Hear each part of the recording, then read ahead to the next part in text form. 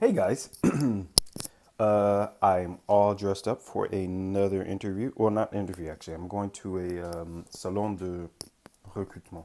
How do you say that? Like a recruiting um, place where there's a lot of recruiters. Yes, my English is failing me. I know you would never know that I was Anglophone, right? But here it is. I am. Anyways, I'm just getting ready for to go, but I want to do a quick episode on something that I read as soon as I wake up. You guys don't look at Facebook as soon as you wake up. Like, it is the best downer ever. So don't do it. I tried not to, and I slipped. But I'm actually not down, so that's a good thing. I'm actually doing pretty well, considering the things I read. So, anyways, what I did read was this Taiwanese actor. He's accepted this award, acting award, and then just kind of said that he didn't support homosexuality, but he loved the gays or something like that, which was super okay. But then he said the end of the world is coming, and something to the effect that gays were going to bring about the end of the world.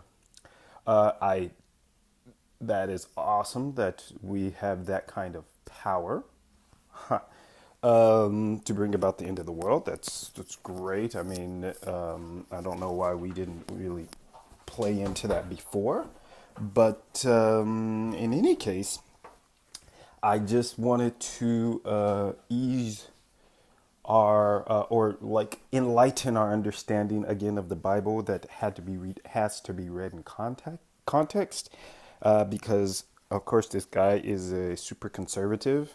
Not that conservatives are bad or anything like that, but he is very like hyper super religious and stuff like that, which I am as well, which is funny, right? I'm not conservative per se, but I am like super religious. But I try to take things in context and try to understand them before I just kind of like lose my mind over it or something like that. So it looks like I'm a little shiny as well because it's Vaseline on my face because that's what I use to grease my face. Anyways, um, what was I going to say?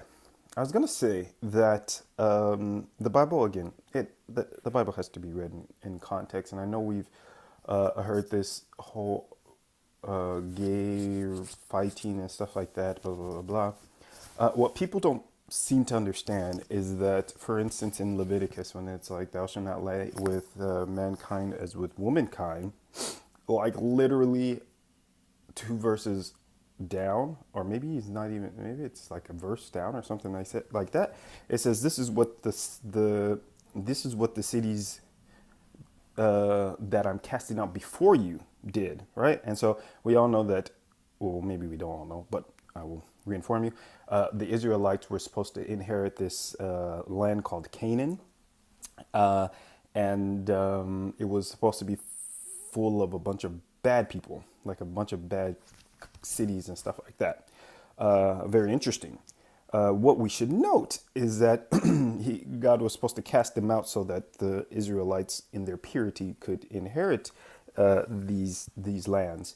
Um, and as I stated in the Facebook post, God cast them out. Well, he warns them before he casts them out. But what I didn't state is that when God cast them out, uh, it is that their iniquity has reached a certain level, right? And he explains that, right?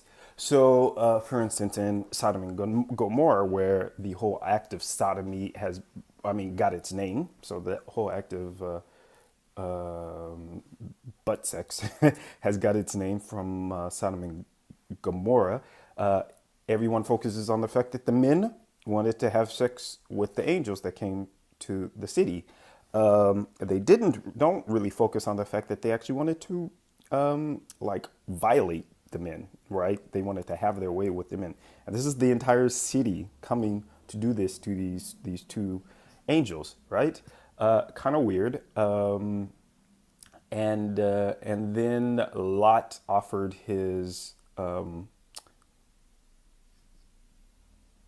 daughters to them instead of the men who were his guests, which kind of reveals the state of mind these crazy men were in, right? So, whatever. But you don't have to take my word for it because it is mentioned also in Ezekiel, if I'm not mistaken, about the sin of Sodom and Gomorrah, how they hated each other, how it was just hate that was like spurring beneath them. Again, I said it's context.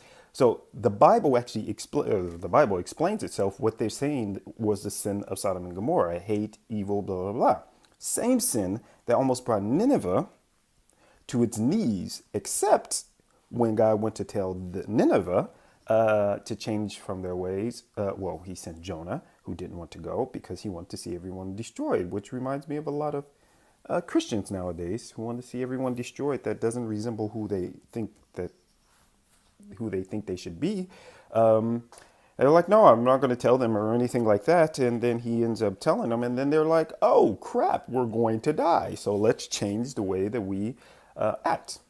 And then they did. So, and then God spared Nineveh, right? The nations that were being driven out from before the Israelites, exact same thing. Those nations that repented, like the Gibeonites, were saved. The people who were in the cities, for instance, in Jericho, when the spies went to stake out Jericho, there was Rahab and her peoples who believed, who were like, okay, we don't want to get caught up in this death and destruction because the people who are living here are completely wicked, right? I mean, Rahab was a prostitute, right? So God's like, oh yeah, she was a prostitute. You should probably remember that. And they were like, yeah, because you showed mercy on us, because you hid us from the people of the city who wanted to kill us for literally no reason. If you're here with all your people, when we come, we'll deliver you, and then the city will be destroyed. And that prostitute, who is also spoken about in Leviticus, because they don't want any of the children of Israel being prostitutes or what have you. The prostitute and her people were saved, much like the prostitutes that Jesus saved. Mary, I guess everyone claims that she was a prostitute. I don't really have much. I don't have much. I don't really know. But anyways, it's much the same way. Or the woman at the well who had 7 husbands, which is not necessarily prostitution, but it's something very unconventional, excuse me, for a lot of people. And that's the whole point. The point is it all has to be read in context. Homosexuality was not spoken against. It was spoken against in the ways that these people were using same-sex whatever. Because also, if that were the case, you'd also have to ask, well, why didn't he outlaw rape? All right. Okay. Well, that's because, I mean, rape for women, I guess. But we also know the way that the way people thought of women back in the day. Even now, they don't really think too highly of them, especially in certain churches. So the point is, that's the way that they thought of them. So they didn't really consider it. I guess they didn't really consider it rape. So God didn't state anything about it. But now, if you try to rape some woman, everybody would be outraged, right? Yeah, because it's in context. It is what our culture has developed. Okay, so you can't. So when the Bible is talking about, and also it's funny because the whole Leviticus theme about against homosexuality is mentioned in Romans by Paul.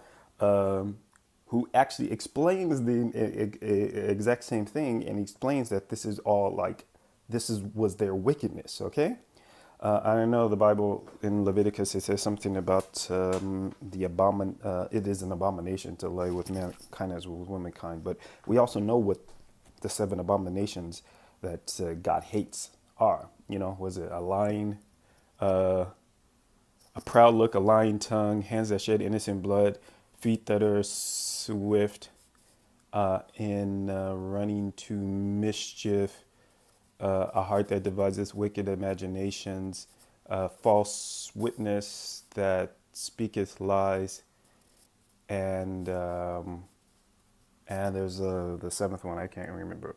And these are all resonant of a person who just doesn't want to be a good person, who just thinks that treating people any old kind of way is they won't get punished for it or whatever the situation is. This is all it what it literally does is it shows you these are the type of people who will not make it to heaven. People who have hardened their hearts so much that they just refuse to love. They just refuse to love. And their idea of love is warped and corrupted. Okay? So that's what the entire Bible is actually talking about. There's going to be a separation of these two people, and people who actually want to love, right? And people who actually don't want to love. Okay? And sadly enough, there is going to be a lot more people who don't want to love, it seems, than who want to care for other people, right? It's sad, but it's true, and you can actually see that in your daily life. You know, especially people who have power. It's kind of like when Jesus said it's harder for a rich man to get into the kingdom of heaven than for a camel to get through the eye of a needle. It's not really the riches that cause the problem. It's usually generally the people that are in power that cause the problem. And then the people that are under them, it's generally trying to obtain, I guess, those riches or that power or stuff like that that causes you to, you lose focus on what matters actually, which is your, life, happiness, other people and stuff like that. And you just don't focus in on things that just don't matter anymore. So anyways, that was a pretty long rant, but I mean, I've known this for a while. And I thought maybe I should share it because I know that I'm not really trying to convince people who just refuse to believe, because that's not my agenda. I want to just reassure people who just are having a hard time reconciling what the Bible says with, because it's actually kind of weird. I never wanted to come out the closet, and then I kind of feel like it's kind of like God was like, oh, get out the closet already. And so I came out the closet in a blaze of glory, which no one really cared about because, like I said, all my family was like, well, not all, but most of my family was just like, moving on. They don't care whether you're gay, straight, lesbian, or whatever. They really just don't care. So, anyways, so I had to add, so I was like, well, I can't be gay and be against God, because I had developed this kind of relationship connection with God. Not really relationship at the time, but a connection. And I was like, I don't want to be a sinner, and yeah, I just don't want to be a sinner. And then before I even understood what the Bible was saying, God was like, why would you be a sinner? Like, he didn't ask me that, but I kind of got the impression of, this is because he was like, I love you just the way that you are, exactly the way that you are. And I was like, oh, okay, because, that means a lot of things. And he literally told me that, I love you just the way you are. So anyways, that's it. So I'll come back to you with another episode. Probably have to explain some things in this episode. But anyways, just think about that.